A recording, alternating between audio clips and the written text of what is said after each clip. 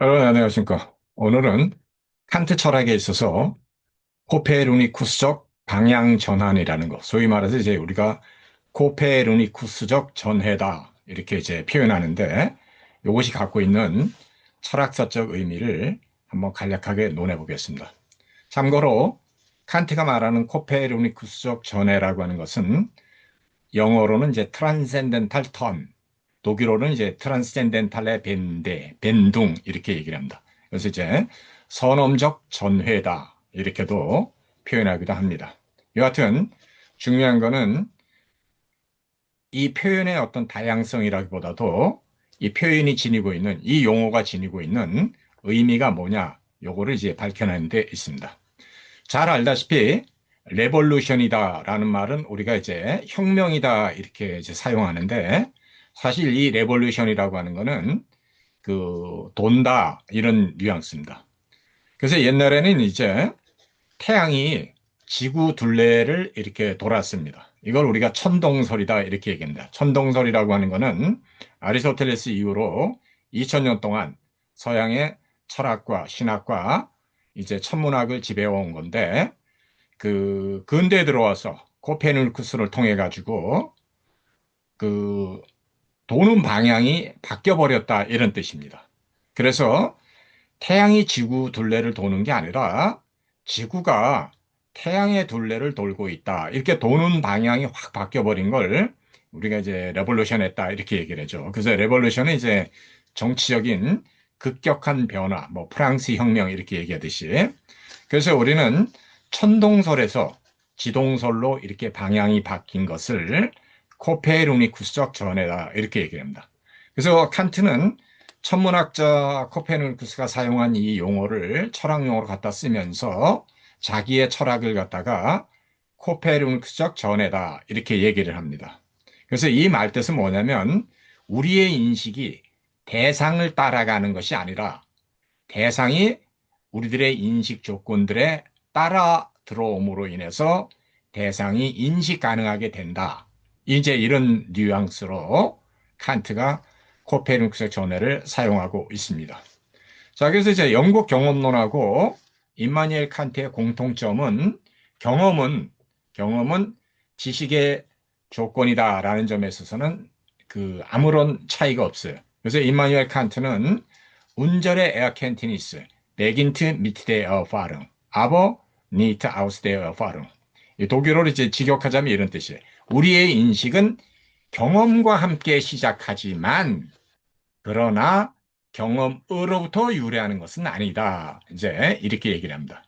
그래서 영국 경험론자들은 타블라 라사, 경험하기 이전에는 지식이 없다. 이제 이렇게 주장하는데 경험이 지식의 근거다. 이렇게 얘기하는데 임마누엘 칸트는 그렇지 않다. 우리의 지식이라고 하는 것은 경험과 함께 시작하는 건 맞지만 경험이 지식의 필요 조건은 되지만 충분 조건이 되는 건 아니다. 이제 이렇게 얘기를 합니다. 그래서 칸트는 우리의 인식은 경험과 함께 시작하지만 경험으로부터 유래하는 건 아니다. 그러니까 경험으로부터 유래하지 않으니까 그럼 칸텍에서는 어디에서 유래한다는 말이냐? 이렇게 얘기하면 우리 순수 지성 개념 안에 있는 이 범주적 규정에서 인식의 보편 타당성과 객관성이 성립한다. 이렇게 얘기를 합니다. 그래서 칸트의 코페르니쿠스 방향 전환이라고 하는 것은 우리의 인식이 대상을 갖다가 수동적으로 따라가는 게 아니라 대상이 인식되기 위해서는 대상이 우리의 인식 조건에 주관적 규정들에 따라서 그것이 파악되고 인식되어야 된다. 이제 이런 의미로 그 코페르니쿠스 방향 전환을 사용하고 있습니다. 그래서 이제 여러분들이 그 임마누엘 칸트 철학 안에서의 가장 큰 핵심은 주관 안에서의 객관성을 밝혀내는 건데 우리 주관 안에 있는 그 사고의 규정 형식은 범주고 우리 주관 안에 기초해 있는 사고의 감성 형식은 순수 직관이라고 하는 감성 형식은 시간과 공간입니다. 그래서 시간과 공간은 수용성의 조건이고 범주는 규정의 조건이다.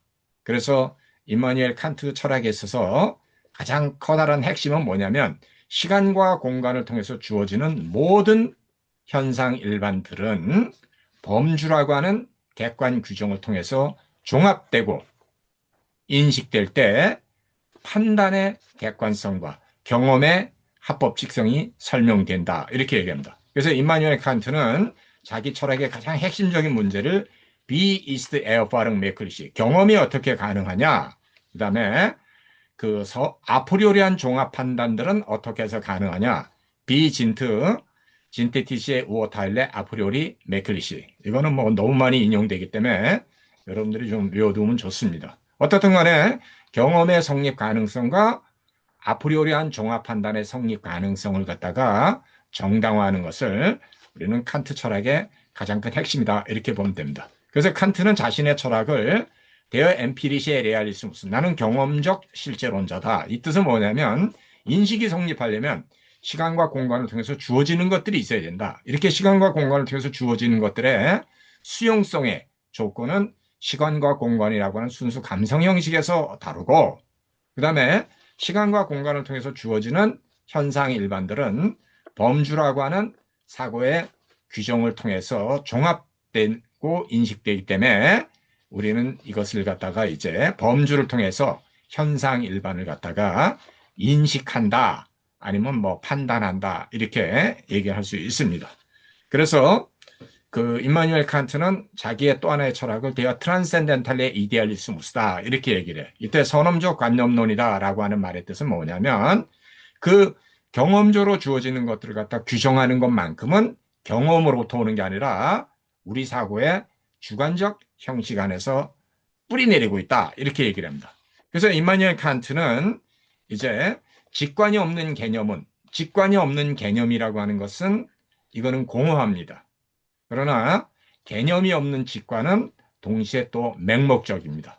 그래서 임마누엘 칸트는 인식이 맹목적이 되지 않으려면 범주라고 하는 사고 규정을 통해서 종합되고 통일돼야 되는 거고, 그 다음에 범주라고 하는 것이 공허한 것이 되지 않으려면 시간과 공간을 통해서 주어지는 현상 일반과 관계를 맺어야 된다는 거죠. 그래서 관계를 맺는 것과 그 관계 맺는 것들을 보편타당하게 규정하는 것, 요 둘이 충족될 때 우리가 인식이 성립했다, 판단이 성립했다, 이렇게 얘기를 합니다. 그래서 이제 임마누엘 칸트의 철학은 경험 독립적이고 경험 선행적인 범주를 갖고서 경험을 성립하게 하는 것에 가능 근거로서 범주를 사용하는 것에 기초한다. 그래서 이제 임마누엘 칸트는 나는 이런 것을 갖다가 밝히는 걸 트랜센덴탈 필로소피다, 선험 철학이다, 이렇게 얘기합니다. 제가 여기서 말하는 선험 철학이라는 것은 경험을 가능케 하는 것에 근거를 제시하는 거다, 이렇게 여러분들이 이해하면 될 것 같습니다. 물론 한국에서도 뭐 이제 어떤 사람은 초월 철학이다 이렇게 얘기하는데, 저는 뭐 그런 용어 대신에 선험 철학이다 이렇게 얘기를 하고, 제가 여기서 사용하는 선험 철학의 명백한 의미는 뭐냐면 경험 가능성의 조건을 정당화하는 거다, 이렇게 이해하면 될 것 같습니다. 그래서 범주는 경험 독립적이고 경험 선행적이지만 트랜센덴탈하다라는 것은 경험 가능성의 조건을 정당화하는 거다, 이렇게 이해하시면 큰 오해는 없을 것 같습니다. 자, 그래서 이제 영국 경험론은 경험 독립적이고 경험 선행적인 그런 개념을 인정하지 않아요. 왜냐하면 모든 개념은 다 추상작용을 통해서, 경험을 통해서 우리가 아포스테리얼에게 얻어내는 것에 있다, 이렇게 얘기하는데, 임마누엘 칸트는 그렇지 않다, 아프리오리한 개념이 있다, 이런 점에서 경험 독립적이고 경험 선행적인 개념, 즉 범주가 있다는 걸 인정하기 때문에, 로크는 이걸 인정하지 않지만, 인간 지성론에서 말하는 로크는 이런 걸 인정하지 않지만 칸트는 이것이 가능하다, 그러니까 여기서 이제 칸트하고 로크는 권리 논쟁을 하게 돼요. 두 번째, 경험 독립적이고 경험 선행적인 범주를 갖고서 경험을 가능케 하는 것에 근거로서 범주를 사용하기 때문에 이 사용의 객관 타당성을 정당화하는 것이 이제 칸트 선험 철학의 핵심적인 과제예요. 그래서 휴메 회의주의에 맞서서 칸트는 이 아프리오리한 사고 규정을 갖고서, 즉 범주를 갖고서 인식의 보편 타당성을 성립시키겠다, 이렇게 얘기를 해요. 그래서 특히 이제 임마누엘 칸트가 프롤레고메나에서 게제츠 메시카이트, 합법 직성이라는 표현을 자주 쓰는데, 요거는 흉이 말하는 인과가 주관적 연상이고 습관이다, 이렇게 설명하는 것에, 즉 주관적 심리학으로 설명하는 흉에 맞서서 인과는 우리의 주관적 사고 규정임에도 불구하고 객관 타당성을 지닌다. 이런 의미를 이제 칸트가 강조하기 위해서 경험의 합법직성, Gesetzmäßigkeit der Erfahrung이라는 표현을 쓰고 경험이 어떻게 가능하다. 이 물음은 경험이 어떻게 가능하냐는 것은 경험의 합법직성의 어떤 그 조건을 따지는 거다. 즉 경험의 합법직성의 조건은 바로 범주가 그런 역할을 수행한다는 거죠. 그래서 임마누엘 칸트는 순수 이성 비판, 배판에서 거의 배판이 끝나가는 파라그라프 26과 파라그라프 27에서 Der Verstand, Schleife der Natur, Zahlungsgesetze vor. 즉 지성은 자연에다가 자신의 법칙을 미리 써준다. 이렇게 얘기를 합니다. 이 말은 무슨 말이냐면 우리는 시간과 공간을 통해서 주어지는 현상 일반들을 갖다가 범주를 통해서 규정함으로 인해서 현상 일반을 인식 가능하게 한다. 이런 의미입니다. 그래서 칸트는 휴메 회의주의를 넘어서 버리고 동시에 개념을 무분별하게 사용하는, 즉 개념을 독단적으로 사용하는 것도 칸트는 거부합니다. 그래서 임마누엘 칸트는 그 범주라고 하는 것이 비록 우리의 순수 지성 안에 뿌리를 내리고 있는 개념임에도 불구하고 이것은 현상 일반과 관계 맺고 현상 일반을 규정할 때 객관 타당한 것에 정당한 조건으로 작용한다. 이렇게 얘기를 했기 때문에 나의 선험 철학은 회의주의도 극복하고 독단론에 빠지는 것에 경계하면서 인식의 보편 타당성과 객관성을 근거 짓는다. 무엇을 통해서? 우리 주관 안에 있는, 우리 순수 지성 안에 뿌리를 내리고 있는 주관의 사고 규정을 통해서 그렇다라는 거죠. 그래서 임마누엘 칸트의 이제 철학의 가장 큰 핵심은 주관 안에서의 객관성, 즉 오브젝티비테트 인 주브젝티비테트, 주관 안에서의 객관성을 밝혀내는 거다. 이렇게 여러분들이 이해하시면 될 것 같습니다. 그래서 선험 철학이라고 하는 것은 바로 대상의 대상성을 가능케 하는 그 주관의 그 조건들을 갖다가 객관 타당하게 정당화하는 거다. 이렇게 얘기를 하면 될 것 같습니다. 자, 그래서 이제 칸트는 순수이성 비판에서 연역이 다 끝나가는 그 시점에 우리의 지성이 자연 일반에 대해서 하나의 형식적 입법자다. 게제츠 계보다라는 이제 이런 메타포를 하나 사용합니다. 이 말뜻은 뭐냐면 우리는 범주를 통해서 시간과 공간을 통해서 주어지는 현상 일반을 규정함으로 인해서 현상 일반을 인식 가능하도록 알아듣는다. 이제 이런 의미입니다. 그래서 우리의 그 연역이라고 하는 것은 연역이라고 하는 것은 경험 독립적이고 경험 선행적인 범주를 통해서 경험 가능성의 조건을 정당화하는 거다. 그래서 칸트는 이제 프롤레고메나에서 휴메, 인과가 주관적 연상과 습관에 이렇게 한정되어 있는데 이것을 비판하면서 인과라고 하는 것은 그렇게 주관적 연상이나 습관이 아니라 경험의 합법직성에 근거한다. 이렇게 얘기를 해서 인과가 주관적 규정임에도 불구하고 객관 타당성을 지닌다라는 걸 강조하기 위해서 칸트는 게제츠메시카이트라는 합법직성이라는 표현을 쓰고 이거는 이제 그 휴메 심리적 주관주의를 갖다가 비판하기 위해서 칸트가 의도적으로 사용하는 거다. 이렇게 여러분들이 보면 될 것 같습니다. 자, 그래서 이제 우리는 수학에서 정의구역과 치역을 갖다가 이렇게 이제 구별하는데 칸트에게서 정의구역은 간단해요. 범주가 적용되는 정의구역은 시간과 공간을 통해서 주어지는 현상 일반 모두에 해당이 되는 거예요. 이렇게 범주가 적용되는 적용 영역 전체를 갖다가 우리가 범주의 정의 구역이다. 그럼 그건 뭐냐?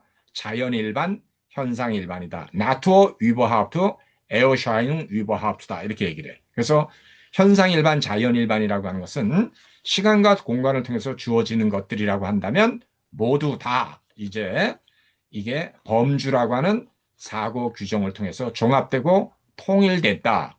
그럼 범주는 뭐냐? 시간과 공간을 통해서 주어지는 현상 일반을 갖다가 보편 타당하도록 이렇게 인식 가능하게 하는 것을 우리는 범주가 하는 역할이다. 이것을 이제 우리는 치역이다 이렇게 얘기하고 칸트는 이걸 갖다 대상 일반 내지는 객체 일반이다. 그래서 우리는 게겐슈탄트 überhaupt 내지는 오브젝트 überhaupt 이렇게 이제 표현할 때 이 객체 일반, 대상 일반의 뜻은 뭐냐면 칸트는 대상이라는 것 같다 현상들의 잡다함이 통일되고 규정된 거다. 이렇게 얘기를 했기 때문에 이마누엘 칸트에게서 대상일반은 범주를 통해서 인식된 것 전부를 뜻하는 겁니다. 그래서 제가 아까 치역이다라는 얘기를 갖다 이제 대상일반, 현상일반이다 이렇게 얘기했을 때 시간과 공간을 통해서 주어지는 것들은 모두 다 범주라고 하는 사고 형식을 통해서 규정되고 종합되고 인식된다. 이거를 우리는 이제 객체다 이렇게 얘기해요. 그래서 객체가 성립한다고 한다면 그 객체는 범주에 종합하는 규정을 통해서만 가능하다라는 거죠. 그러니까 범주적인 종합을 거치지 않는 인식이라고 하는 것은 칸트에게서는 성립할 수가 없어요. 그래서 우리가 무엇을 알아듣는다라는 얘기에 무엇을 판단한다, 무엇을 경험한다는 얘기는 범주라고 하는 순수 주관적인 사고 형식을 통해서 우리가 객관 타당하도록 그거를 규정할 때 가능하다. 이런 의미로 이해하면 될 것 같습니다. 자, 그래서 이제 임마누엘 칸트의 선언 철학은 이제 다시 한번 코페르니쿠스적인 어떤 비유로 돌아가면 자, 이전에는 태양이 지구 둘레를 돌았어요. 그런데 아니다. 지구가 태양 둘레를 도는 게 더 타당하다. 이렇게 해서 도는 방향이 확 바뀌어버린 거를 우리가 그 레볼루션 했다. 이렇게 얘기한다 그랬죠. 아까. 그래서 천동설에서 지동설로 세계상이 바뀌어갔듯이 임마누엘 칸트는 시간과 공간을 통해서 주어지는 것들은 예외 없이 범주라고 하는 사고 형식을 통해서 인식되고 판단된다. 그러니까 우리는 대상의 대상성, 객체의 객체성을 가능하게 하는 사고의 주관적인 조건들을 갖다가 탐구하고 정당화해야 된다. 이렇게 사고의 주관적인 조건들을 탐구하고 정당화하는 이런 철학 전체를 갖다가 임마누엘 칸트가 트랜센덴탈 필로소피다. 이렇게 얘기를 해요. 그래서 신칸트학파는 시간과 공간을 통해서 주어지는 현상 일반은 범주라고 하는 사고 규정을 통해서 종합되고 인식되기 때문에 그 규정해가는 것에 우월성을 더 강조하기 때문에 범주가 이제 직관을 갖다가 규정하고 종합한다라는 그런 거를 신칸트학파는 강조하게 돼요. 그래서 이제 라틴어로 포르마 다트 SLI, 즉 범주가 존재하는 것들에 대해서 사고 규정을 제시한다. 아까 우리가 얘기했던 데어 휘어슈탄트 슐라프 나투어 자인게제츠 후어, 즉 우리의 지성이 자연에다가 자기의 법칙을 미리 써준다. 이제 이렇게 이제 이해하시면 될 것 같습니다. 그래서 우리는 어떤 학자가 이제 신칸트학파를 갖다가 인식론 에아켄트니스 테오리로 후퇴했다 이렇게 얘기하는데 이거는 전혀 신칸트학파 내지는 칸트의 진짜 의도를 이해하지 못한 거예요. 신칸트학파가 인식론으로 이렇게 갔다라는 얘기는 칸트 철학의 핵심을 갖다가 아주 잘 드러낸 거예요. 즉 경험 가능성의 주관적 조건을 따지고 정당화하는 것, 그 근원으로 우리가 한번 되돌아가 본다 이 뜻이고 주관 안에 기초하는 객관성이 얼마나 타당한지를 계속해서 우리는 비판적으로 검증해 봐야 됩니다. 이것이 이제 칸트의 선언 철학이 갖고 있는 철학서적 중요성이고 그 코페르니쿠스가 천문학에서 하나의 혁명적 변화를 기했듯이 임마누엘 칸트도 바로 이런 이제 하나의 변화를 기획했다. 이렇게 이해하시면 될 것 같습니다. 제 설명이 좀 부족했지만 여러분들이 모자라는 점을 이렇게 비판적으로 댓글을 남겨주고 이러면 좋겠습니다. 자, 강의는 그러면 부족하지만 여기서 끝내도록 하겠습니다. 안녕히 계십시오.